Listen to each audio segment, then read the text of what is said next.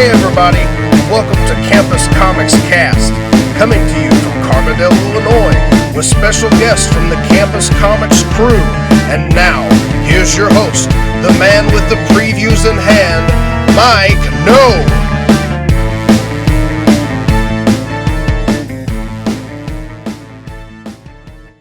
Hello and welcome to a review episode of Campus Comics Cast. Coming to you, as always, within Campus Comics on Main Street in Carbondale, Illinois. I'm Mike No, owner-operator here of Campus Comics, and joining me for this special review episode are... Scott Reed. And Dan Brown. Well, we're going to review three things. We'll just give you the list of what we're going to run down first, and then we'll start in. Of course, the big one is Avengers Infinity War. And spoilers. We probably should go get the spoilers. Yeah, for sure. For all three. Massive Spoiler. Yes, because we will be talking about everything. So, but if you haven't seen it by now, it's your own fault. That's right. So, that's the way I view it. Working in a comic book store and everything, I give myself a week to avoid spoilers. After that, it's on me. So, yeah, it's been out for long enough that you should see it. But the other things we're going to be talking about is the Netflix Marvel's Jessica Jones Season 2. We'll be talking about that. And we will also be talking about non-comic related but still genre related Netflix's Lost in Space reboot series. Well, there have been some Lost in Space comics, so I say that that's still comic related. Yeah, so fair enough. I'm going to call a technicality on that one. All right, got it. All right, I stand corrected, sir. Or sit corrected. So, yeah, there you go. Whenever I can. But okay, so who wants to start off with Infinity War? You kind of where to start? Opinions or initial thoughts, or do we want to just dive into talking about it? Or that's fine with me. You know? Yeah. 10-year wait build up to this movie, and I think it paid off. I think it did pay off. It did. Yeah, I mean, this is definitely where the whole thing started 10 years ago was going. Yeah. Was here. I don't think you can necessarily just watch this as your first Marvel movie, not knowing what's going on. I think you'll probably get the gist of it, but you definitely miss something not seeing the build-up. Yep. Mm-hmm. I would say that's the only flaw with the movie is if you haven't seen these movies, you are not going to know what's going on. I wouldn't consider that a flaw. I would consider that a benefit for the people who have at least paid attention for the last 10 years. A reward. Yes. Yeah. So I guess this really goes back to the teaser after Avengers 1 is where this all started. Because that's the first time we saw Thanos, right? At all. Mm-hmm. So, I mean... A lot to talk about. I guess like the first thing that comes to my mind is we get an answer to, at the end of Thor Ragnarok, we get the ship, and we all, we all assume that it's Thanos' ship, but there's a little bit of speculation. Well, it could have been like Beta Ray Bill's ship or something like that. So we immediately know at the beginning of Infinity War that was in fact Thanos' ship, and as we join the Asgardians, they're pretty much all dead. Yeah. Which kind of, to me, was kind of like an Alien 3 moment, where you have all of aliens, where you go spend the entire movie rescuing, Newt and Hicks, and then Aliens 3 comes along, and that was all for nothing. And then here, Thor Ragnarok, rescue all the Asgardians, and then immediately they're all dead. Yeah. Which I didn't care for that, but... Right. The one thing that really surprised me, I mean, of course, the thing that I get used to or always shakes me a little bit is, I guess we'll get into more of that later, is I'm so used to being around comic book people. You know what I mean? That I'm not used to being around. And that's when you realize the scope of these movies is so much far beyond, what the comic book fandom is. Right. So they're not really familiar with the stories. But one of the kind of chased a rabbit there. We'll get back to that. But the thing that really surprised me the most is how this movie just absolutely hit the ground running. Oh, for sure. Yes. It was just boom, it is on. Yeah, so it had the biggest Thursday night pre-opening ever in history, had the biggest opening weekend. Yeah. Was the fastest movie ever to $1 billion. Did it even take a week for it to hit $1 billion? I don't think so. And it didn't even open in like some of the major China and Russia didn't even open in those two during the first week. It was if it wasn't a week, it was a few days more. Yeah, my thing is I didn't get to see it till the second weekend, so I was avoiding everything. So I would see those headlines about 800 million. And I wouldn't click on it, so I'm not sure exactly how quick it got there. But 800 million was definitely within the first week. Yes, and so I would assume that they probably hit $1 billion the first probably week. By the second weekend for sure. They hit the $1 billion mark. Yeah. So again, why can't anybody give us $1 billion for some cool ideas? I know, right? We got them all the time. Well, Jack Kirby said many years ago, Oh, yeah. Ant-Man's worth Ant-Man. more than $2 million, which is what Marvel got sold for at one time. So Disney's probably not regretting their decision to purchase Marvel Comics. So. Probably not. I don't know how they could. But yeah, so that was the thing. I mean, we all knew, just if you're familiar with the Infinity Gauntlet storyline at all, and of course, major divergences, Right. from it. But that is basically what the concept of this behind Yes. this. People are going to die. Yeah. You know what I mean? What really surprised me is how soon some of these characters Yes, died. yes. You know what I mean? Just real quick interjection for people that may not be familiar with the books. This movie's called Infinity War. It is not based on the comic book called Infinity War. This is Correct. Infinity Gauntlet, Gauntlet. the first Yes. series. In this- And there are obviously some concepts in Infinity Gauntlet, like Thanos' love for death, where they could not really broach that topic in this movie. And I'm completely fine with that. Oh, Having yeah, seen the absolutely. finished product, it would have been extremely difficult for anybody to follow that wasn't familiar with I it. had heard rumors that they were going to tie that in with Hela from Thor. Yeah, I've and I heard think that that as would have been a well. way to do that. I think you could have done that if you had just said it was Hela and not like this sort of female Grim Reaper character from the books. I still think they would have needed several films or several after scenes, Oh, you post credit yeah, you scenes to definitely actually need some establish that build-up to that. To show relationship. his- So, Especially for the obsession. intensity of what he does in Right. this film. Yeah. the change to where he just wants to, it's almost as if he's trying to save the universe in his backhanded Yeah, way. it's almost is like actually a- very interesting. It's so. almost like an intergalactic Ra's al Ghul. Yeah, Where he Right, does yeah. think he's going to cut back and help the world. Thanos is trying to help the universe. Yep. So, Right. I guess so. One of the first few characters to die. Well, I guess Heimdall was technically the first Right. big character to actually screen. die on screen. Yeah, on Yes. screen, right? Yeah. And then after that was Loki. So do we actually think that Loki is dead? I mean, that's his thing, is coming back from Right. the dead. So There are some characters later on that we'll get to that I'm pretty sure are coming back. I'm not sure if people that die throughout the movie are necessarily guaranteed to come back. Yeah, Right. that's what I've been telling people is everybody who disappears, who disintegrates at the right. end, they are coming Yes, back. I The agree with only that. people who are at risk are the people who are still alive. I feel like at the end of the first movie. Idris Elba is probably too big for this role at this point. Yes. I Right. would imagine Yeah. this is the end of him, I unfortunately, would because I think really so. like him as an actor. I like seeing him in these movies. Right. I wish he had a bigger part. Yes. Loki, I feel like could go either way. Right. I kind of tend to lean towards, I think that's it for Tom Hiddleston in that role. You think so? Yeah. I How do. much more can you do with this villain? Though, Right. Too. I mean, yeah, there's always something. Sure. You know, There's but again, always we've got small a parts. lot of Loki in these movies. Yes, and I mean he was the main villain in the first arcs. You know, Yeah. these movies like the Avengers and all this. He's the main villain. As he stayed around the MCU a little bit longer, he's gotten a little bit jokier, a little bit Yeah. lighter. You know, I think they've done what they can with that They character. can just in run my their opinion. run their course with him. Yeah. And still no Sif.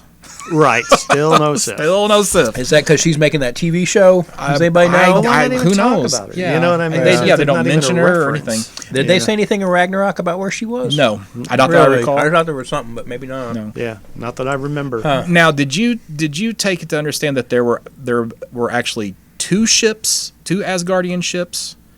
The reason why I asked this is because they do out that Mayday call, and it's like we're just a ship we're not warriors, but like you're Asgardian, aren't you all warriors? Well, I think a lot. Well, yeah, there are a lot of refugees though too on Yeah. there from Right. Scar, Right. Okay. Sakaar. But yeah, I don't know. That's Yeah. weird. Huh. So anyway, about I was just something I was wondering. I'm kind of assuming that, and that would fit Thanos' motive of being half, killing off half. It Right, could also yeah. be who's still around Yeah. on the ship. Made the warriors might be dead.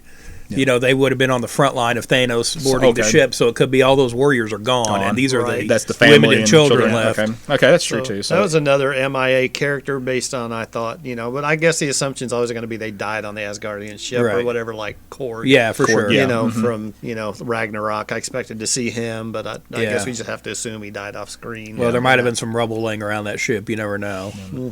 It could have been him. Yeah. I think at the beginning of Infinity War, I felt like it suffered from the same thing that Thor Ragnarok did, where they were trying to get the jokes in, but fortunately, they towards the end of the movie, they started to push the jokes to the side and Yeah. focus in a whole lot more on the story. Pretty much since Guardians, the first Guardians of the Galaxy, a lot of the Marvel movies that go this way usually have about 2 jokes too many for me. Right. I didn't right. feel that way with this one. Oh, you're right. Yeah. You know. Yeah. To me, like the one joke that I think was just stupid was the Star-Lord mocking Thor's how he talked and stuff like that. I thought that was a little, lowball. I was guess, fine for- with that character moment, but it felt rushed. Yeah, and again, I right. just felt like they didn't have the time that they needed to really kind of establish that. Right.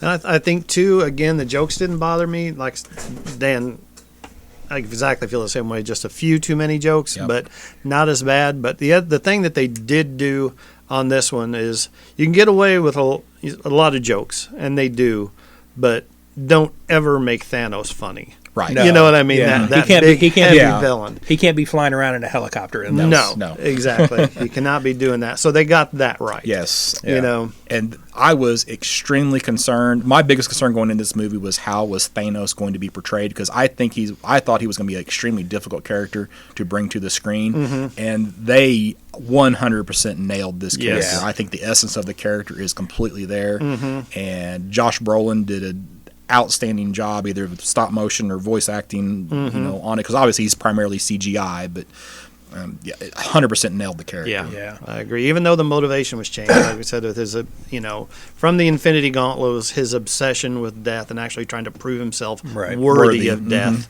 Is it to changing it to what it is, which made sense. This, just like Scott said, the essence of that character was spot on. Yeah, just amazing. Yeah. So where are we at Well, now? Do we just want to keep a running tally of the body count? Well, okay, so how many? Okay, so the non-end of the movie Right. deaths. Right. Okay, so we had Heimdall, Loki, Gamora, and Vision. I mean, was there Yes. any other But real quick, pre-deaths? did anybody think Vision was going to survive this movie? Oh no. I actually thought that he would lose the gem. I didn't realize Yeah. that for this character, it was part of him, and that Yeah. it wasn't something that they could just pop off of his forehead Yeah. and Left a big move crater forward. in his Yeah, forehead. exactly. He looked pretty well. toad. How it was removed left a big crater. Yes, for sure. That's true. Yeah. But I felt like they could just pull that out of there, and he Yeah. would have been okay. But I mean, that doesn't, again, he was an android, so that Yeah, doesn't right. forbear Sure. any And he can be future repaired. iteration. Yeah. It of, happened how so- often does this happen in the comics with this right? character? Yeah, now, one thing that, and I feel ignorant now in hindsight for not thinking about this. Here, I'm thinking we're going to get an entire movie with Thor in an eye patch. And Yeah. within 2 minutes of him meeting Rocket Raccoon, he has Yeah. a replacement eyeball, and it's like that thought never occurred to me that would Yeah. happen. I thought, Right. man, that he's not going to I mean, be like that for several I gotta movies. really give it to the Russo brothers and Marvel Studios for this. I mean, just some of their marketing, they flat out lied. You know what I mean? They flat out lied in the marketing. Those scenes where Right. the whole team's running toward, there's Hulk running towards the camera. Yeah. Never happened. Nope. Right. Thor was in the eye patch. Everything that was in there. Yeah, I mean, there was a lot of misdirection. So Yeah. hats off to them of trying to keep things under wraps. I don't think it was, an error to think he would have an eye patch. It's played in so well, especially in the Jason Aaron run of the comics where Yes. you've got, future kind of King Thor, mirroring his father Odin. It's like, I'd be fine if he had a thigh patch from now on. Oh yeah, I would. I was too. Yeah. It just never occurred to me that they would Yeah, I agree. undo that Yeah. flaw, quote unquote flaw in the character.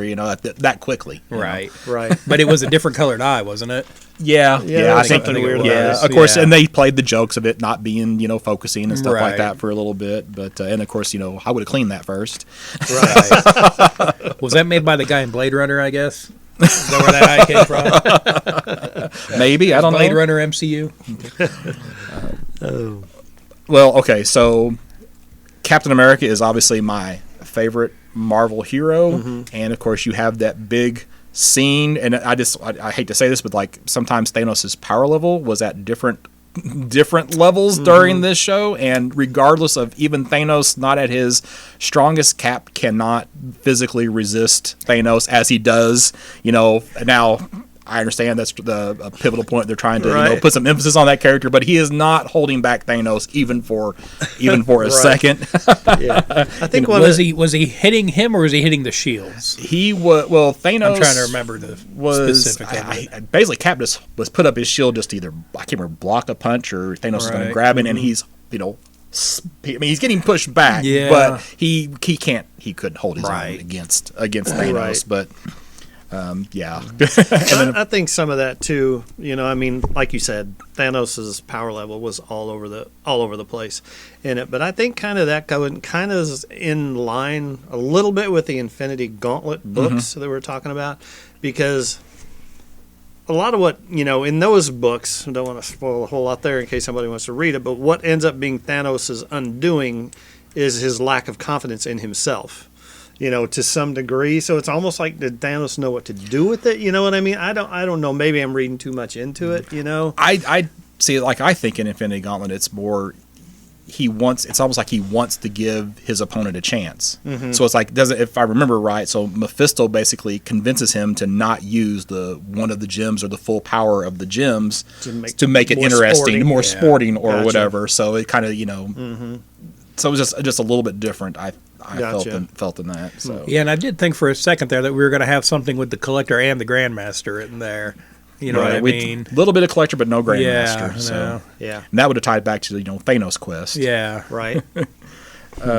Let's see what. Okay, so early in the movie, we find out that Thanos starts with the power gem because Xandar is gone. So there goes the Nova Corps. Then of course, Hulk and Thanos sort of punch it out very briefly, but Thanos takes very quick work of the Hulk. Right. Mm-hmm. And then Hulk, we don't see Hulk basically for the rest of the movie. Right. And I'm assuming it's because he doesn't want to come out because he's been beaten. I mean, is that how you guys took it? That's how I took it. Right.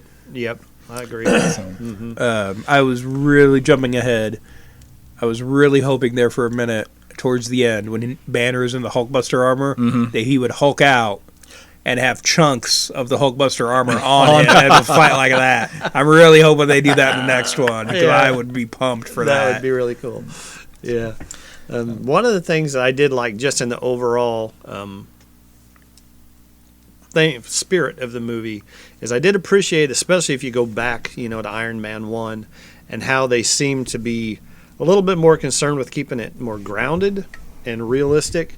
I was glad to see that they've kind of just moved beyond that. The way, the almost goofy, cartoony ways that Thanos used the power of the stone gems at times, like the bubbles shooting, the ray gun shooting bubbles out. The way those Guardians fell apart in pieces, like in chunks. That does feel like it's from some of the older comics, and I don't know that those gags specifically I believe but were. it totally feels like a 70s Jim Starlin kind of thing, maybe. So I appreciated the fact that they really kind of, weren't worried about being grounded so much and really kind of had some really comic booky moments. Yeah, and the thing is, though, too, those could be goofy comic booky. Right. That would be terrifying in real life. Absolutely. If you saw somebody fall apart to squares, you'd be crapping your pants. Yes. Oh, yeah. And their eyes still looking around like that's messed up. Yeah. Now, one thing I did like is, and you could have predicted this going in, but the characters that we have left at the end of the first movie are the core Avengers. Yeah. So the next Avengers movie is really going to be an Avengers movie and not a Marvel Cinematic Universe movie. Mm-hmm. Do we think it's a swan song for the original team at that point? At least it's almost certainly a swan song for some of them. Yeah, because we've got contracts running out after the next one, right? Yeah. Yeah. So I'm gonna hate to see Chris Evans go. I mean, that's and I understand that he's been killing his body to maintain that type of shape, but he out of all of them, he's the one that I'm gonna hate to see go the most. Yeah. Right, and I think he's the one most at risk. Yes, I would say absolutely. Which actually, that wasn't like we probably should at some point talk about who we were surprised disappeared at the end of the movie. Oh, yeah. Right. But I am surprised that both Falcon and Bucky both disappeared because I would have said that one of those would have stuck around so that Steve Rogers could pass the mantle off to be the next Captain America, and we're not going to have that opportunity. So that kind of surprised me.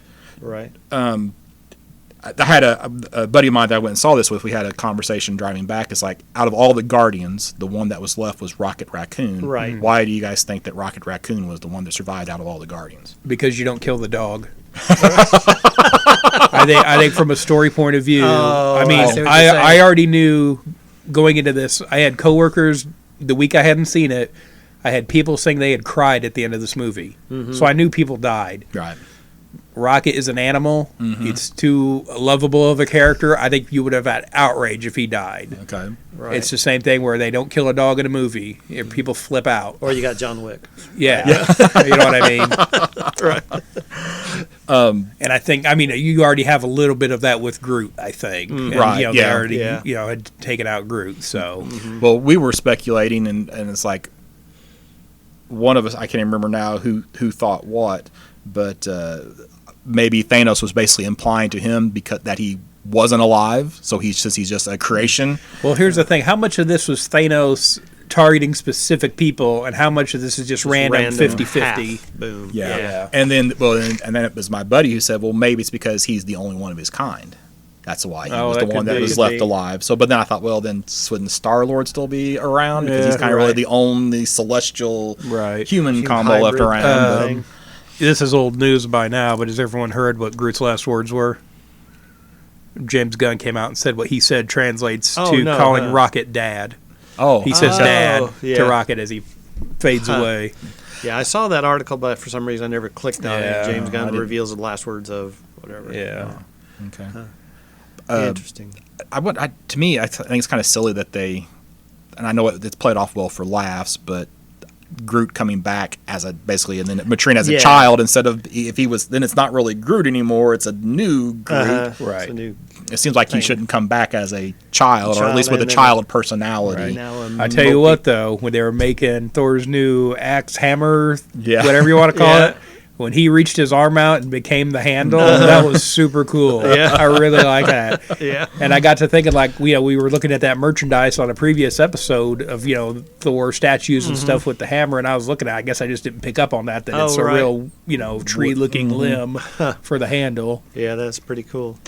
Yeah, and I really like that. Like, I had heard Peter Dinklage was in the movie, and I guess I just totally forgot about it. Didn't realize it till he showed up, but I thought that was a really cool character. And then he shows up as a giant dwarf. Right. And a new first for him. There were some friends of mine kind of questioning the timeline here with all that. Because he created the Infinity Gauntlet based on designs by Thanos. How long ago was that he came and slaughtered them and took this gauntlet if there was a fake one in Asgard already? Right. Oh, right. So how does that, did the Asgardians just never check these guys out for years, or like how does that all work? I would have assumed that it was the design was a known quantity, and somebody just hadn't actually put it, since it was a quote-unquote fake in Ragnarok, that's how they dealt with that. Well, I assume it was a fake going back to Thor. Yeah, right, yeah. So, but they made it clear it was a fake in Ragnarok, and so I guess they knew what it was going to look like and how it was going to be designed. They just hadn't actually designed it yet, would be how I would explain that away. I guess, so Gamora dies. Yes. Right. So, but do we think that Gamora is just trapped in the Soul Gem? Or do you think that she's actually dead? I know now, when you can go outside of the movie and think, well, she's got all the Avatar movies coming up now. So is she going to be available for future Marvel Cinematic movies or not? So do we think Gamora is going to be back? I feel like Zoe Saldana would want to be as many franchise movies as she can. I would be. I don't know. And I don't know what her contract is for. And it's like, I don't see them killing off any of the Guardians, really. But what story opportunities do you get from that? Right. Do you go a darker route with these films? Do they want to do that? Is it going to come down to, possibility of Peter doing something, to resurrect her? Well, here's the thing. Stone, at some point, does Peter get the time stone? And say, hey, I'm bringing everybody back. I'm bringing my mom back. Right. I really thought they would go for that in the Guardians movie. So my biggest surprise, jumping to the end of the movie, of all the people who disintegrated, my biggest surprise was Star-Lord. Because you can make the argument that this is all Star-Lord's fault. Because when they're on Titan and they're battling and they have the gauntlet off of Thanos' hands and he disrupts the whole thing, Thanos comes back, recovers the gauntlet. So now, I at that point I was thinking, okay, next movie, he's going to redeem himself. Good point. And there is going to be no opportunity for Star-Lord to redeem himself in the second Infinity War because he also disintegrates at the end of the movie. So he was my biggest surprise. So I don't know how they're going to... I feel like at the end, if Gamora comes back, it's going to be because of a destruction of one of the gems. That could be. More so than him getting control of it and bringing her back that way. But that's, of course, obviously it's 100% speculation. Right. Sure. Because, it's all... So, I'm jumping ahead, I'm sorry. No, you're good. Okay, good. So, do you think, when I saw the movie the first time, I thought that the gauntlet was destroyed whenever he snaps his fingers. Yeah, because it looks burned out. It looks burned out. But then on the second viewing, it's like, no, he's still got it on. He uses the gauntlet's power to leave Earth. and he's still wearing it in that final scene, which was incredible. The scene of him just going and sitting, basically back to Infinity Gauntlet, where he's just sitting in the field, being at peace. So, do you think that the Infinity Gauntlet does it still have its power at this point, or is it burned out? What do you guys think? I mean, was there power within the gauntlet itself, or was it all just the gems? I think it would be the gems, but I feel like that by saying it was a story, that it would be the stones, the gauntlets and the stones and everything. Everything. I think we all expect the ending to be the heroes get a hold of the gauntlet and restore everything. Right. Maybe they don't want that out. Maybe they've got a better way, a more creative way of ending this story in the next one. Right. I mean, maybe they see that as too much of a cop-out. Everybody expects that ending kind of thing. Right. So if you take the gauntlet out of play in the next one, right, you could have some good story opportunities there. Huh. So I guess, and then like Nebula survives at the end. I guess it's her sole purpose to get Iron Man back to Earth. Is that why there are only two left? I mean, on Titan? Could be. My thing was too, you've got people surrendering stones to Thanos throughout this movie a couple times. Right. Why doesn't Gamora say, I'll tell you where the stone is if you fix Nebula? You would think with the power of the stone, he could restore her to her regular non-cyborg status. Mm-hmm. Why doesn't Doctor Strange say, I will give you this if you don't kill us or something? Right. You know what I mean? Mm-hmm. It feels like, well, of course, they're going to, try to trick him and give these stones, but why not get something out of it while you're doing it and make him think you're making a real agreement with him? Right. Well, Doctor Strange apparently knows the one path that they have the victory, so he knows that apparently Tony Stark has to be alive for them to have a chance for that one path to victory. So he basically made that trade. Yeah. So he did. It's like, I will give you the stone if you keep him alive. Yeah. Right. So Doctor Strange did. Now you're right. Gamora didn't do that, but I think she was more intent on just him not getting it. Period. No matter what. So right. At all cost. Yeah. That was a pretty powerful scene though, where Thanos has to sacrifice Gamora. So. And by the way, everybody figured that out before Gamora, right? Oh, yeah. She's the last one to understand what's going on. Right. Yeah. It's like, oh, no. Run. And then we've skipped over on that scene the fact that where's the Red Skull then? Yeah. And we get happy they tied that up. Yeah. That was I was happy to see that as well, and to explain why he couldn't do anything once he was there and knew where it was. It well explained how come he couldn't get the gem. He was just basically stuck as a entity around it. Now, I need to know if I misheard this or not, but whenever Thanos walks up to the Red Skull, does he refer to him as the son of Eros? Did I mishear that? Oh, I don't know. I didn't catch that, I guess. I'm not sure. Yeah, so of course now in the comics, Eros is Thanos' brother. Right. Mentor is Fox. Mentor is the brother, but or the father, I mean. But I don't know. Almost certainly heard him say son of Eros. And I saw it twice, and I thought it both times. And I talked to another guy, and that's what he thought he heard as well. So I was just curious if I just heard that incorrectly. A lot of that got by me. Yeah, I've only seen it once. I need to rewatch it. Yeah, I was probably just too excited to see Red Skull. What he was saying. Now, what was it in? Because that's not necessarily a new thing for the Skull to be in a role like that, right? In the, what was the one? Original Sin storyline. Did you read any of that? Wasn't he a character called the Unseen, who's in kind of more of like a Watcher role?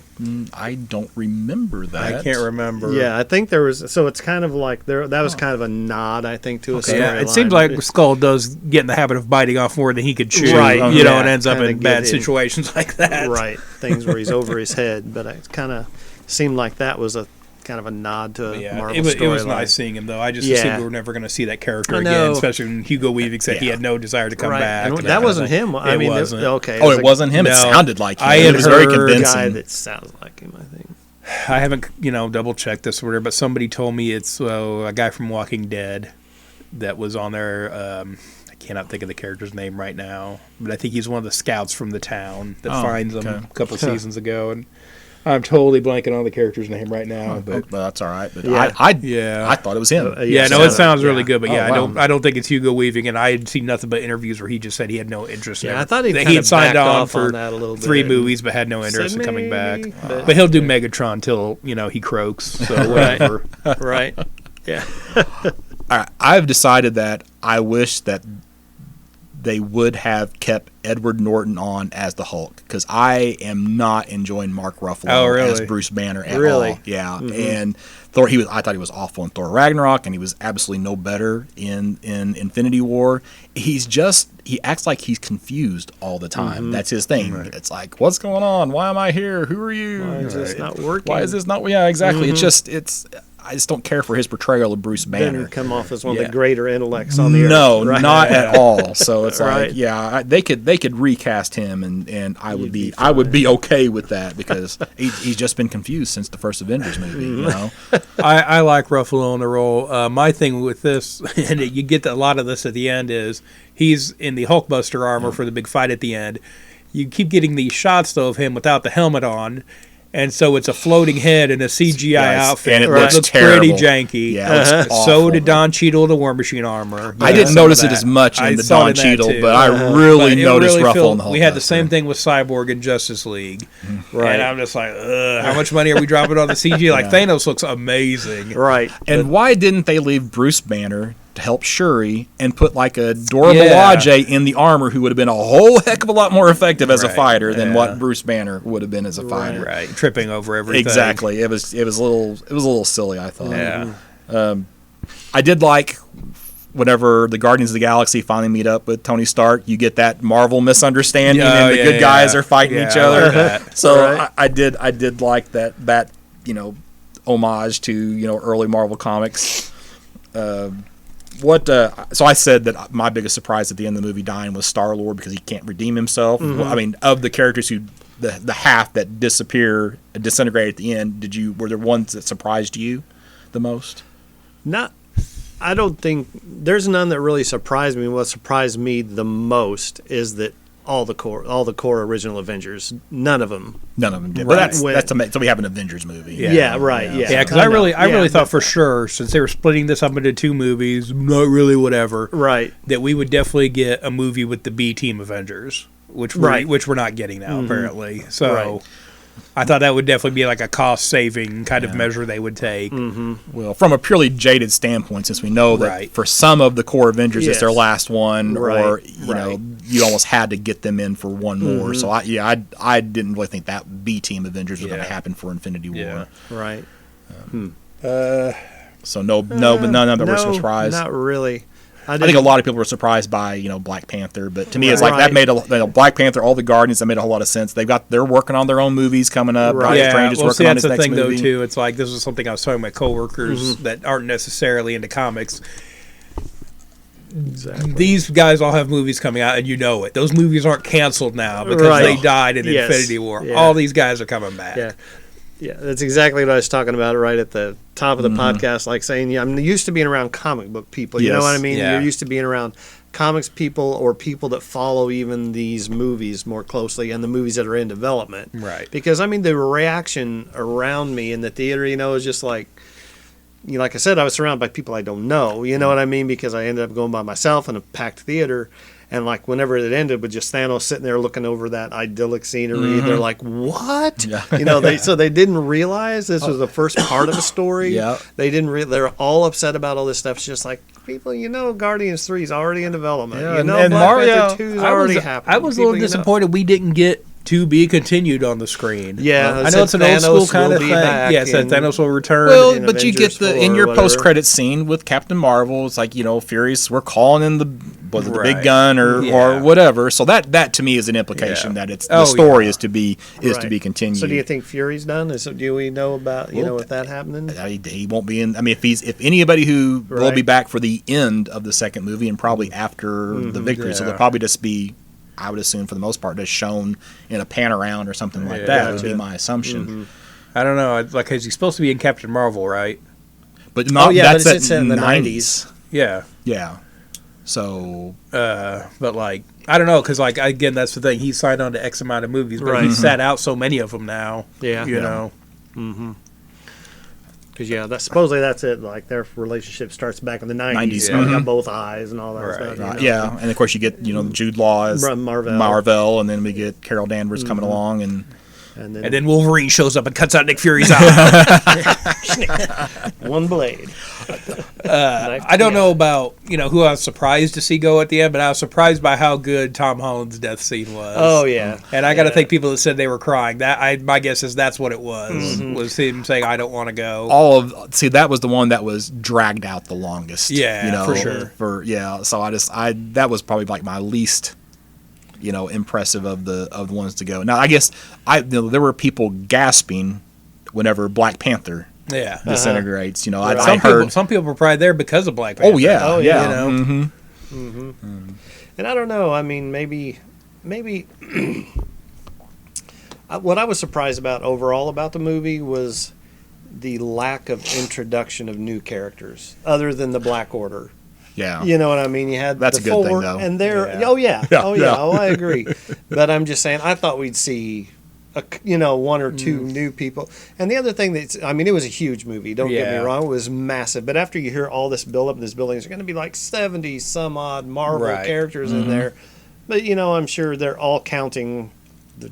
They're counting Heimdall, who was there for one Shuri, scene, and you're Loki, counting Shuri, you're Shuri, counting all these people. So it's just like I don't know. It's still as massive as it was. I don't know if how much do you need, Mike? I don't know. I'm greedy. more. Okay, speaking of Shuri, so the implication I can't say implication is that she is smarter than Stark and Banner because she thought of something in 30 seconds that they didn't think of in several years. Right.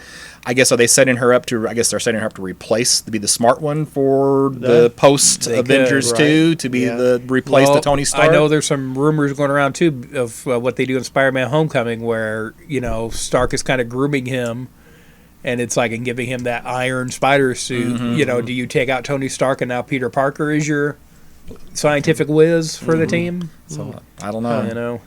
I don't know that I like the idea. I mean, I guess it's obviously the Marvel Cinematic Shuri is different than the comic book Shuri, but in the comics, Black Panther is one of the 7 smartest guys in the world, and it's definitely not the case in the MCU. Well, maybe he just doesn't brag about it, dude. Yeah, maybe he's just keeping it to himself. On scientific things, he obviously defers to Shuri in the movies. Did anybody ever think? Did anybody feel like maybe whatever it was she was doing to the Vision that she got that done? You know what I mean? I don't know. I felt like I don't think so. Okay, I feel like because he gets up before she's finished, doesn't he? Yeah. And if that had been removed, then the Scarlet Witch wouldn't have needed to have destroyed it. Yeah. And then of course Thanos walks it backwards. Right. Since Doctor Strange gave him the time gem. When that scene hit, I'm like, oh, of course, that's what he's gonna do. Post credit scene, we've kind of hinted at it, but we get the Nick Fury and Maria Hill in New York, and all of a sudden the vehicle accident, nobody in the vehicle because half the universe is gone, and then of course Nick Fury calls in the. Does he describe Captain Marvel as the big gun or the something like that? Yeah. But Maria Hill disappears, and after Nick Fury, gets out a very old-looking pager, his ultimate nullifier beeper. And we see the Captain Marvel symbol. So I guess she will be added for Infinity War 2, we would assume. Any speculation on what the title is? Because they still haven't announced it. I kind of figured they would at the end of the movie. Thanos will return in, whatever. I really don't. Unless it's because they kept saying, like, I'm sure they want people to be focused on this movie, but they kept using the line of, it's a spoiler for the movie. Unless it's like Avengers Resurrection. How is that a spoiler for what happens in this film? And at some point, it's going to, if they ever announce it, it's going to spoil it anyway. So, I mean, just call it Avengers Infinity Gauntlet or Avengers Infinity Crusade. Or Secret Invasion, which it might be. They're all Skrulls. Nobody really died. Like the real Secret Invasion. We've mentioned a couple of times about, especially the Black Panther tie-ins to the Black Mirror TV show. Of course, Wong was also in Black Mirror. He was in the episode with the bees. He was like one of the detectives. For some reason, I always forget about the bee episode of that show. I don't really about bees. But I don't remember what I saw. I was like, oh, wait a minute, he was in Black Mirror too. So it's a good show. Check it out. Benedict Wong. Let's see. So, speaking of Netflix shows, I guess there's been some talk about, will this affect the Marvel Netflix shows, which they seem to just kind of keep distancing from and not really relating to each other. I'm really hoping, I think Luke Cage is the next show, maybe season 2 of that. I'm really hoping we see Iron Fist turn to dust and blow away. And then when he gets Danny. and then whenever he comes back as a new actor, and that's how they explain it. Yes. Brilliant. Yeah, that would. I was kind of hoping for at least a mention of those Netflix characters. Yeah. Talk about Daredevil. I feel like Kevin Feige is over that and wants nothing to do with the other Marvel stuff other than what he controls. Right. But it was kind of cool when they tie that stuff in. It definitely adds to the story. It's just, Murdoch and those guys. I mean, they could have just cut to a cameo of like Matt Murdock blowing away or something to dust. That would have been enough for me. Yeah, just show a little street scene or something. Across a rooftop or whatever, something just to like Kingpin in prison disintegrating or something. Something. Right. Punisher's killing people, but they already turned to dust. Before the bullets hit. Clouds of ash. a bullet explodes in his dust. Yeah. All right. I think I blew through all my notes on it. So I probably will think of stuff later, but for sure. It's a good time though. It's overwhelming. It's definitely worth. Yeah, it's exhausting. And here's 2 hours and 40 minutes long, so it's something a long one. Trailers and stuff. The thing is, when we left the theater, when we were in, it was dead quiet. Nobody was talking at the end of this movie. Right. Like, seriously, I haven't left a theater like that since I saw Boy in the Striped Pajamas. Oh, yeah. And that's about the Holocaust. Really? You know what I mean? So it's like, I haven't been in a theater that dead since then. And it was like, I was exhausted after watching this movie. I assume everybody else was too. Right. Yeah, was the deal. Because, I did see it 3D and IMAX, so it's, a little more intense. Yeah. It was, and I have noticed that people have learned, even the masses, the non-comic people, nobody moved. Yeah, you know what I mean? Yeah. Everybody stayed through all. There were a handful I had of people in my theater too that left. Did It's you? like it's 10 years. Yeah. Who Right. doesn't know to stay? Yeah.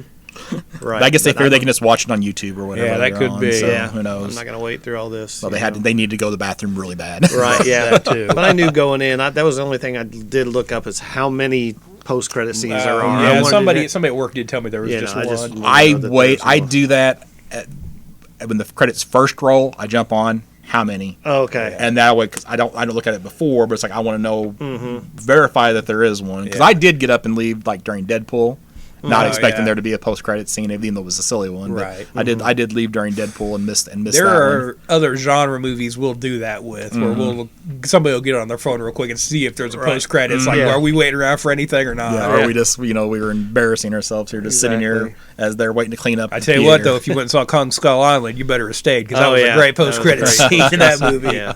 Great stuff. We're gonna give it our grades. Yes. Give it our grades. So, well, okay.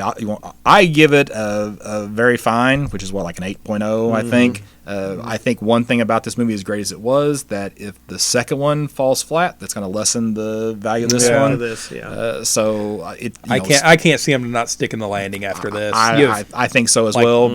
But it's not a Black Panther. It's not a Winter Soldier to me. It's a good solid film. I don't need the globals or the cosmic catastrophe type stuff to make a good movie. So I definitely prefer those movies over this one. This is still a really solid show. So. I'd probably give it a very fine plus. Probably a little bit better.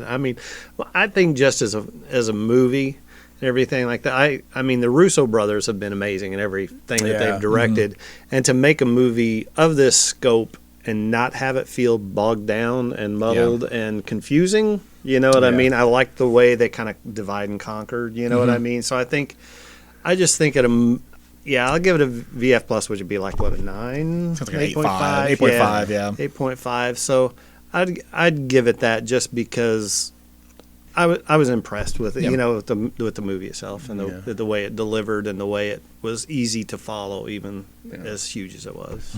Yeah, this movie should have been a nightmare. Yeah, there are so many moving parts. This thing should have been a train wreck. I'm going to give it a near mint, because I think this is a great experience. It's a movie. It just moves right along. There's no fat on this movie. No. I didn't leave the theater being like, they should have cut 20 minutes off this. Right. No, I could go for a longer cut probably. Yeah. Right. But I and just hopefully think, we'll get a nice director's cut that has a little bit more. So who knows, maybe long term they do a Godfather thing where they put 3 and 4 together in one big movie. You could always do that, I would imagine. But there are movie franchises that have gone way longer than this. But for telling one big story, I mean, this is pretty much unparalleled in cinema history. Right. Yeah. To have this kind of build up to something and to just basically flawless. They haven't had a bomb. Right. Since Iron Man. Yeah. You know what I mean? And everybody thought, Iron Man, are you kidding me? What's that going to be? Guardians of the Galaxy? Yeah, that was the big surprise. That was the thing. Yeah. I kept up to Guardians of the Galaxy. I'm like, okay, which one's going to be the one that bombs? I'm like, they got a Guardians of the Galaxy movie right. You know what I mean? Like, I quit asking that after Guardians. Right. But to just tell such an overarching story like this and, movies and to get so many, and it's not just a nerd thing. Right. Like, mainstream audiences are going to these movies, For sure. And being emotional about it. Yes, people being that don't attached to these characters. I'm sure we're all getting questions from our friends and coworkers and associates that don't follow this stuff, like, hey, what's going on with this? That kind of thing. One cool side note about it is the first time since the MCU had the movie universe has started with Marvel, I actually had somebody come in and say, I just came out of Infinity War. Is there a comic that's based on? And I was able to pick up a trade of Infinity Gauntlet and say, there you go. And they bought it. And they said, we will be back in to talk about it. There you go. Great. Awesome. So I thought that was really cool. Yeah, I have a coworker as well. He'll come and talk to me. He's stopped by 2 or 3 times. He keeps coming up with new questions about what happened in the movie. And right. And speaking of which, another character that we didn't see. I'm sorry, I'm jumping back to. We didn't see Valkyrie either. Right. Yeah. That was another one I thought was that was a kind of an absent character. Was she on the ship with him at the end? I can't remember. I saw that movie twice, and I should know, but I'm not sure. Yeah, and I would assume that she was there with Thor. I feel like she was there at the last shot. Wasn't she? So I don't know. Yeah, there's no telling. Yeah, I feel like they are kind of giving themselves an out with some of those Ragnarok characters, like they died on the ship, or they ran away. Yeah, you know what I mean, or something. Or they, we got split into 2 ships, or something like that. I'm kind of leaning towards the 2 ships because then Thanos could kill off half of them, like that was kind of his thing. So, all right, so. Moving on, we done? All right. Yeah. So, I mean, I feel like we could talk about this movie for a whole other podcast. Okay, so that we open as a pan across the wreckage of the Asgardian ship littered with dead bodies as the Maw is a Maw, right? The Maw walks amongst them. And we see Heimdall. Oh, real quick. Were those characters introduced in the Infinity miniseries a couple years ago? Is that where they're from? I think so. Yeah, they're from a Hickman. They're a Hickman. Yeah, I think it was Infinity. Because I don't care about any of those characters. Right, yeah, I know. The one thing that served their purpose in the movie. One thing that I heard that was just like a fanboy rumor that I kind of hoped was true was I had heard, and it would have made me feel better about the deaths of the Warriors 3 in Ragnarok, is that Thanos was going to convert those 3 characters into the Black Order, and that would explain... The big guy was Volstagg. You're right. The other, that would have been cool. And I was just like, that would have been so cool and made their death a little more palatable. Well, maybe when we resurrect some characters next time, we'll get a few more back. Because then even the female Sith, you know what I mean? That would have been a cool thing. So I heard that. I'm like, oh, that would be really cool. And I would feel better about their deaths. Yeah. But no. So anyway, no. Never mind. Like Dan said, we could just go on and on about this. For real. But we do want to talk a little bit about a couple other things, but mostly being Netflix series. The other 2 things we're going to talk about, and the first up is Jessica Jones season 2. To me, season 1 of Jessica Jones was a better kind of just jumping right in, but. I will never watch Jessica Jones season 1 again, because I mean, you don't want to slit your wrists. Oh my God, yeah. I mean, that's the thing about it. It was good. The performances were amazing. It was solid. But man, every episode of that was like being gut punched repeatedly. To watch that, it was just so grueling to get through. Whereas I did not have that reaction to this season of that. If I was 15 again listening to 9 Inch Nails, I'd probably watch that season again. Season 1? Yeah. Being all emo and everything like that. But, I finally figured out that the problem I have with the 2 seasons of Jessica Jones is the main character. I do not care for that character at all. The character or the are- actress? The character. Okay. No. Okay. I think Kristen Ritter plays that character dead on. I mean, I've read the first Alias trade.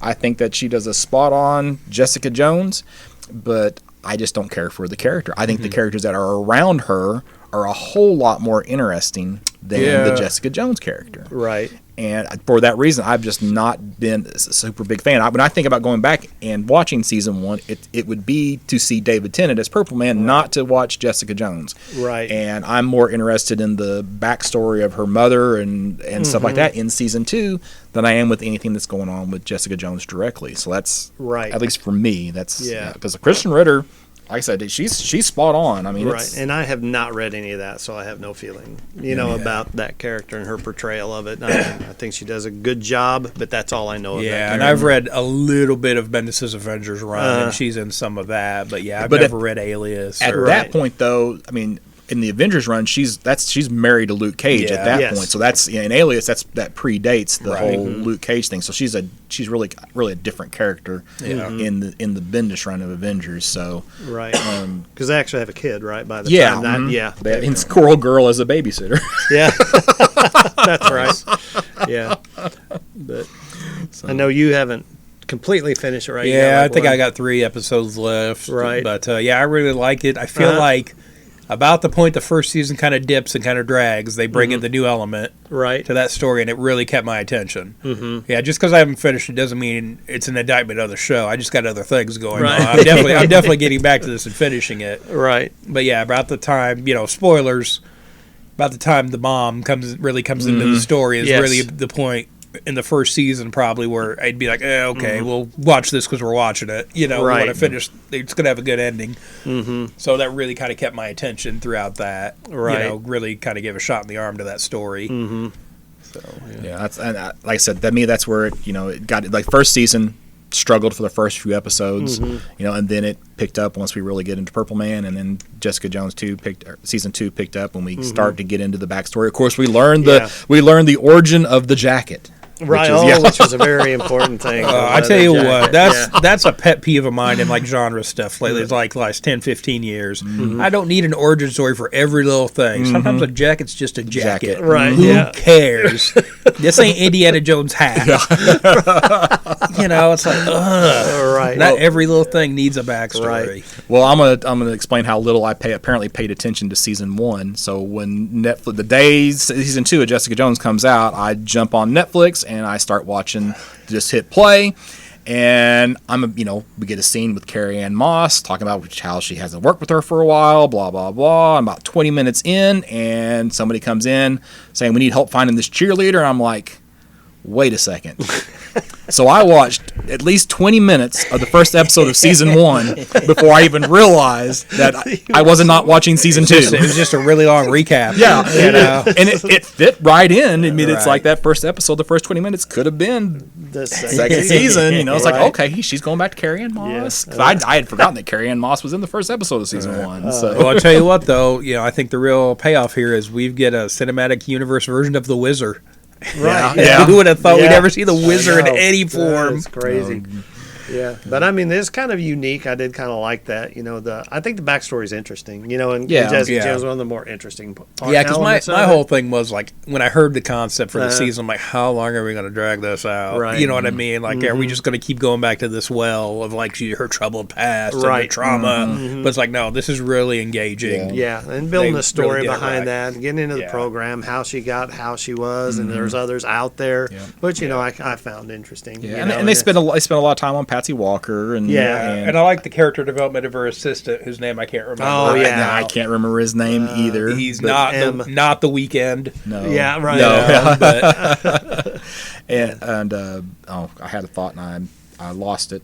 Oh, and then I was kind of surprised because we get the Nuke back briefly, Oh, right, yeah. but I was really surprised that they apparently kill him off him. Yeah. because I was really expecting maybe season 3 or 4 Daredevil to be born again. Yeah. And ideally we would have that character around. Right. Now you don't actually see him dead, Right. But maybe the implication is that he is dead. I guess they could always bring in another person from that program to take over that character. I feel like I saw going back to comics, I feel like I saw Nuke is going to be in something coming up. Is maybe the new Captain America series or something? I feel like I've seen preview art with Nuke. Yeah, That would make a showing up lot of somewhere. sense Yeah. with who the writer is going to be, with Ta-Nehisi Yeah. Coates being the writer on Captain America. I can definitely see I him won't using that for some swear social. who No, but I I'm think with you. I it's think I've something seen like some that. recent artwork with the flag Yeah. tattoo. on I haven't somebody's face. seen that, Yeah, but I think I so. feel like it was Cap, if anything. Maybe. and that would make a lot of sense. Mm-hmm. So, Yeah.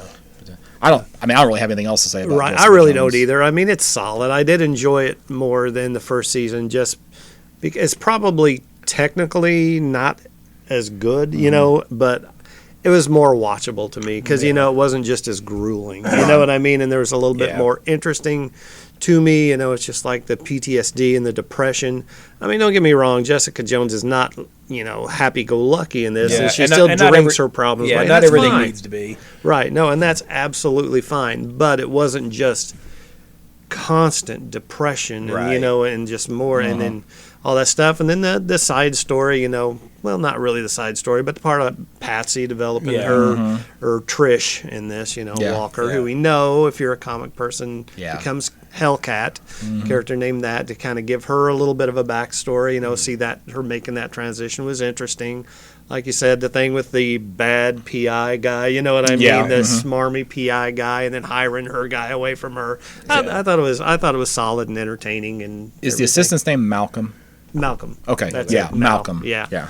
I really like that Yeah, I- actor too. And I know, and I like the love interest guy that they threw in for Jessica Jones, like the Yeah. Hispanic guy that's got the little boy. That was a nice Yeah. little, just humanized her a little bit. Yeah, I and think, again, more. the characters around her are what makes Yeah. the show interesting for me.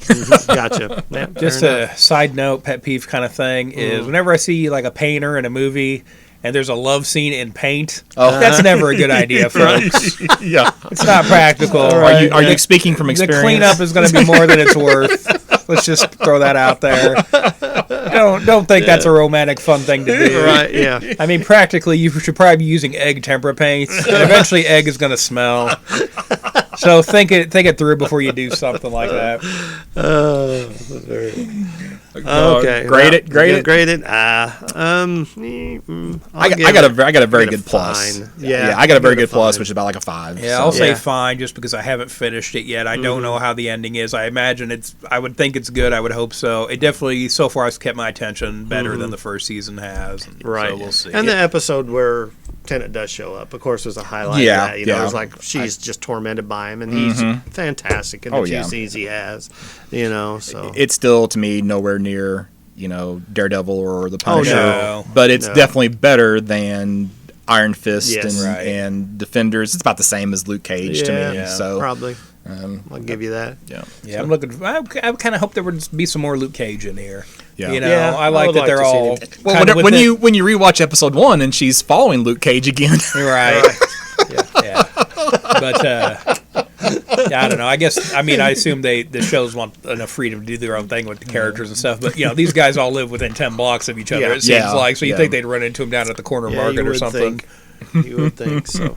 All right. So next up, again, as Dan corrected me, it is a comic-related thing, but the other thing we'd like to talk about a little bit tonight, and this one I don't believe Scott has quite I'm finished through yet. 9 out of 10, but it will spoiler this one as well. It's not a problem. So, So what we're talking about here is the Netflix's reboot of the classic sci-fi 1960 series Lost in Space.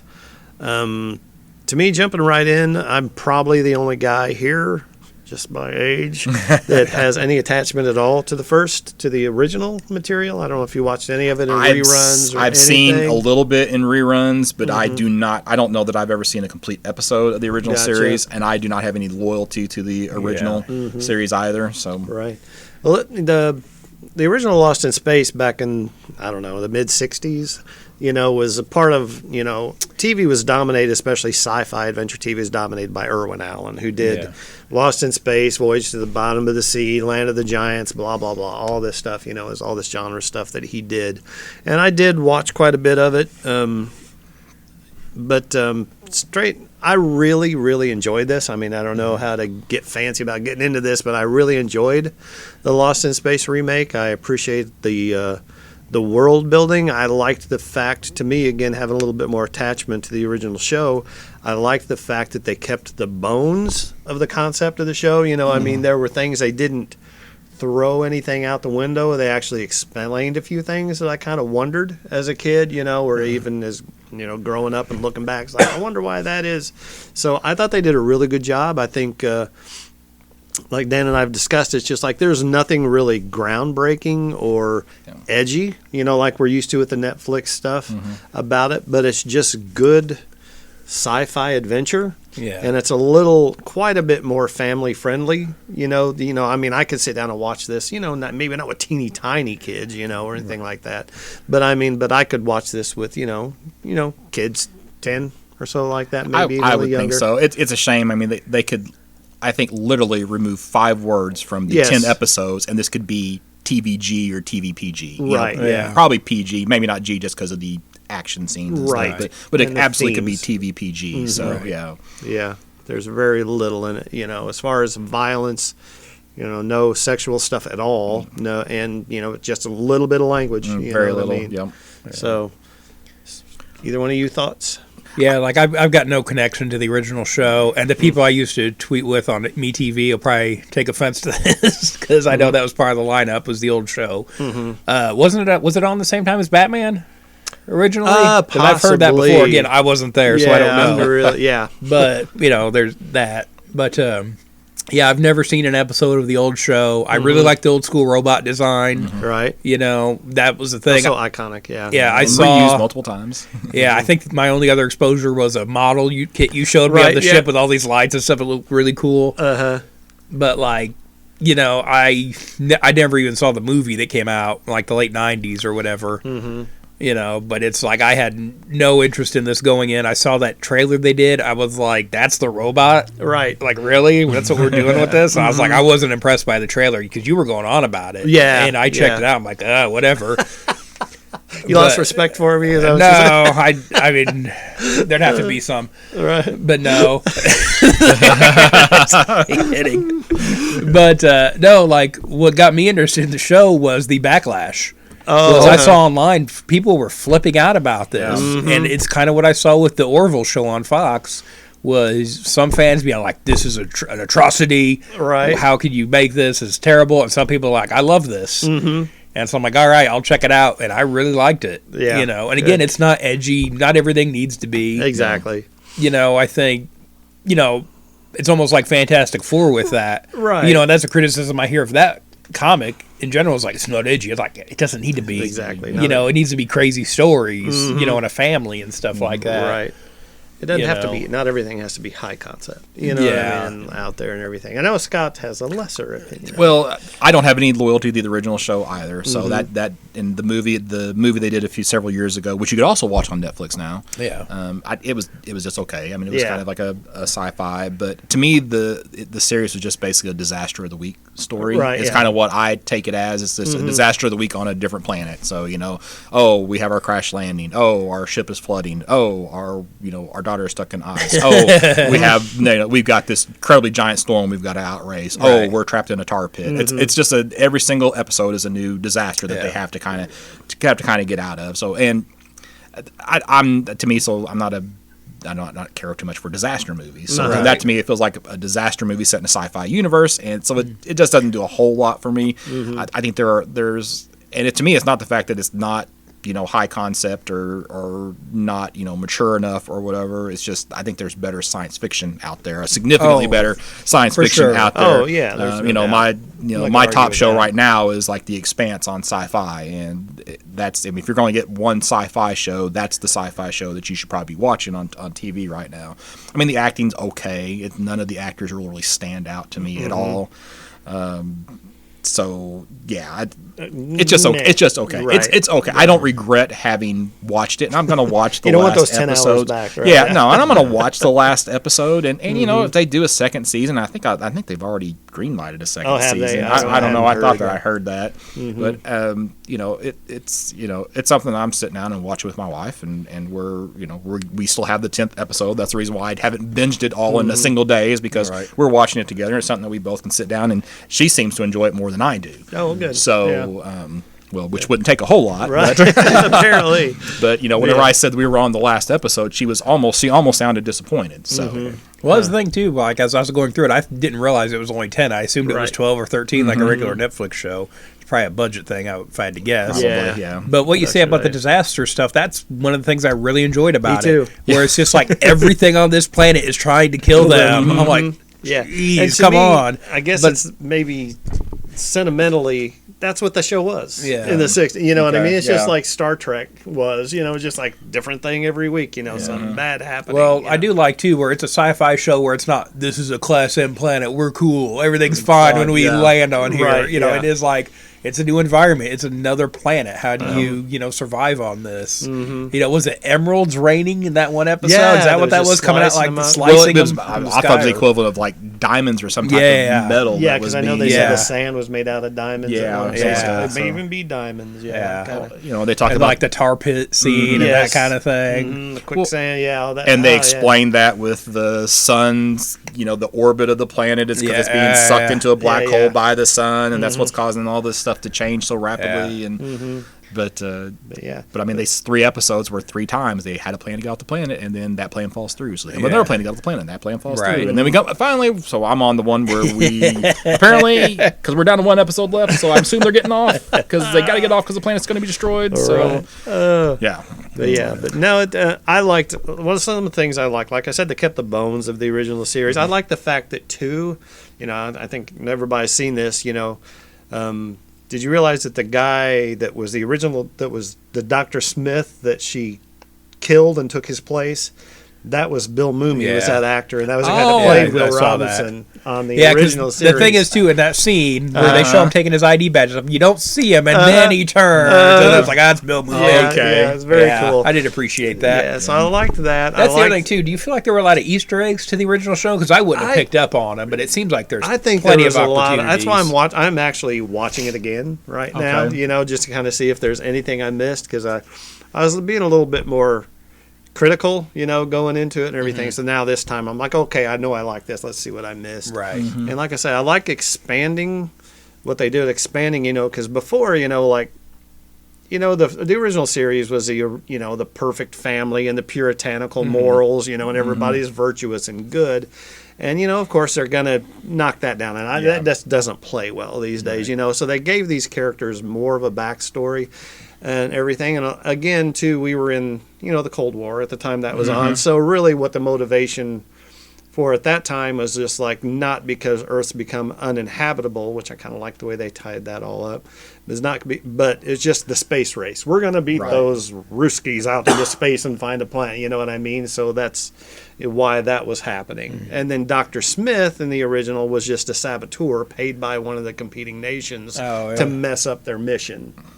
And so, and again, for the science fiction of the time, it was actually the original ran for 3 seasons. It kind of deteriorated over time, where more as Dr. Smith was just the comic relief. He started out pretty sinister. He just became the goofy comic relief, and then they kind of brought him around for the end of it. But for the time, the science that they put into, because it was the robot in the original that caused everything to go haywire. Oh, yeah. Because Smith had programmed the robot to go on this rampage and destroy a lot of their interior systems. But he wasn't supposed to be on the ship. He was supposed to get off. But something happened. He got knocked out when all this was going on. And it was actually Dr. Smith's unexpected extra weight on the ship that caused him to go off course. Oh, yeah. So, they made an attempt to Right. make it Make it scientific scientific, back in the day. For the 60s. Yeah, for the TV shows. 60s. For the 60s. For the 60s. So they tried to do that. So I liked the fact that they kept the robot is the cause of this, Right. and all this other stuff. And, again, I mentioned this today, kind of chased that a little bit. But the one thing I had a little bit of trouble with, and I don't like to be, I couldn't figure out Dr. Smith's motivation in this. Other than just blatant self-preservation at any cost.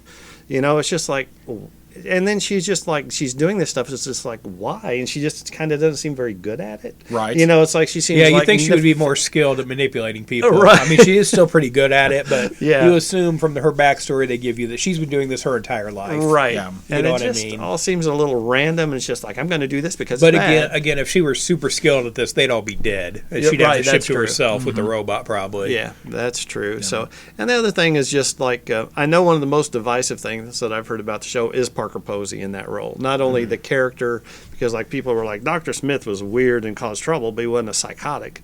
You know, Okay, though, in 2018 though, The he's got to psychotic. be more sinister. The Oh, character yeah. has to be more sinister. That doesn't play anymore. Exactly. You know, you're not Yeah. going to have that. That's just. I was watching Netflix, and when we were eating supper at my house, we used to just turn on like either The Office or Parks and Rec, and just happened to see the Parks and Rec episode where Parker Posey was on that as well. Oh, while yeah. we were Yeah. out, and I was like, oh, there she There's is. Dr. Wonder what she's Smith. been doing since the Right. last time I But saw her in she's a kind of movie. So, always been one of those actresses that was kind of like always over the top, and her performances Yeah. were weird and quirky.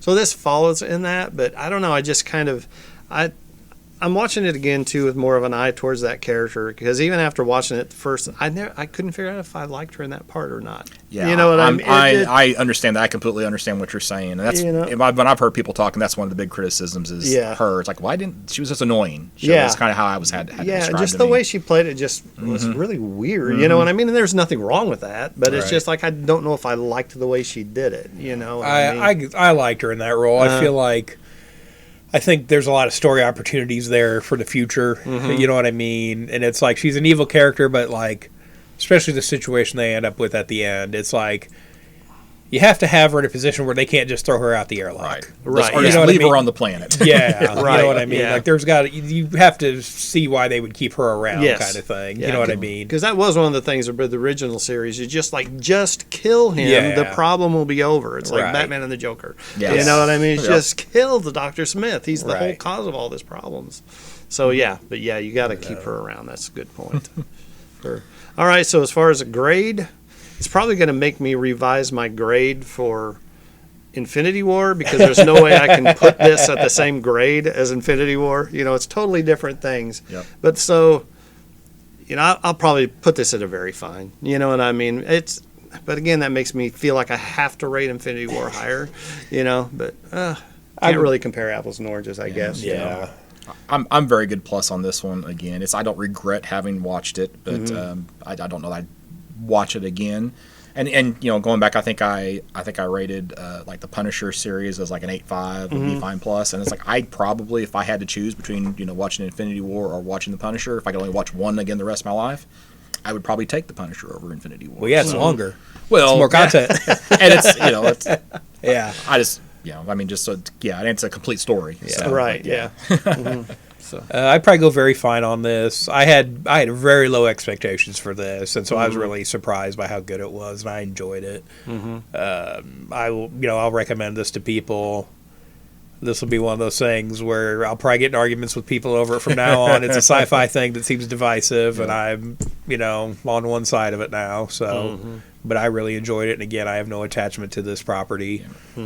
I hope they do. You know, they're doing a second season. I'll definitely watch it. You know? Right. Oh, and I did appreciate that the robot was a guy in a suit at certain points. Oh, yeah. There's definitely some CG like to the the character, but there is yeah. a guy Right. in a suit walking around. So I appreciate that, even though somebody's been playing Mass Effect. Because a lot of these designs are very similar to Mass Effect. Oh gosh. All right. Well, I guess that do it for Yeah, this that'll do review it. episode. Yeah, well, before we go out, probably just mention again that Campus Comics and Berg Comics are going to be at Superman Right. Celebration in Metropolis, Illinois, June 8th, 9th, and 10th. So if you are in the Metropolis area, stop by. We'll be in a building located next to Thor's Gym on the main street in Metropolis on those days. And also during the Superman Celebration, they have returning artists Alex Saviuk, Art Baltazar, and Jim Hall. There's a couple other artists, but those are the three bigger names, at least in my mind, that are going to be there. They got a lot of TV and movie personalities that are there. Yeah, Probably is real- Brandon Ralph. Brandon Yeah, Ralph, Ralph's going to be there. is, to Superman. me, he's the only one that is worth mentioning.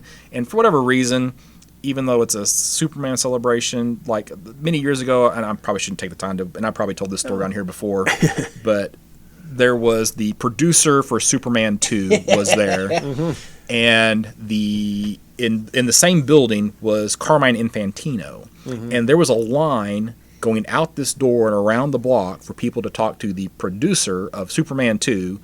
And there was one person at Carmine Infantino's table, and it's travesty. Yeah, so it's just like people just don't understand who it is that they're talking to. I mean, this guy's the producer's big thing is he's the guy that fired Richard Donner from Superman 2. You know, that's his claim to fame. Whereas you have one of the big movers and shakers of the DC. He's the guy that got Jack Kirby to DC Comics.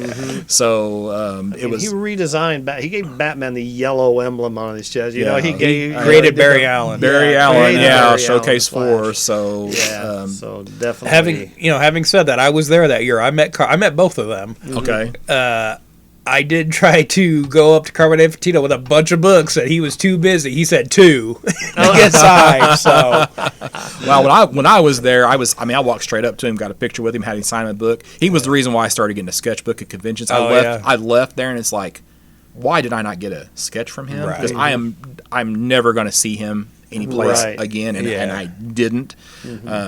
So at that point, I started getting a sketchbook and getting sketches from artists and stuff. You know, that at conventions. And there was a good Q&A with him there too, and he kind of talked about some of the behind the scenes of DC back in the day. And I remember he commented that Bob Kane would take credit for creating Jesus. Yes. Because, before that whole situation was resolved. Right. So, well, okay, so Right. So anyway, see Campus there. Comics and Bird Comics at and Dan's going to be there as well. Yeah, I'll right? be there too. Yeah. So I'm sure that's a draw. June 8th, 9th, and 10th. The 40th annual, right? Yep. Celebration. Yeah. 40th Yes. annual. So For Superman's 80th. yeah, there you go. There you go. So it's a year. All right. Well, I guess that'll do it for this supplemental episode, review episode of the Campus Comics Cast, and hope you enjoyed it. You know, this is Mike, at the owner-operator here at Campus Comics, and feel free to contact me. Phone number here is 618-457-6011. Like the page on Facebook, just Campus Comics on Facebook. 816 East Main Street here in Carbondale, right on Main Street. Stop in and see us. Talk if you have your opinions about these movies. Stop in on Saturday and talk to Dan and me about them. You know, we'd love to have those conversations with you people too. See what you thought about these things if you've seen them. Scott Reed, BurgComics.com, BURG. You can also find me on Facebook. Just search for Burg Comics. Information about a convention coming up in August in Harrisburg, Illinois as well. And Dan Brown, you can find me online at Detective651 on my Twitter, WordPress, and DeviantArt, and here most Saturdays at the store. All right. Thanks again, and we'll see you soon.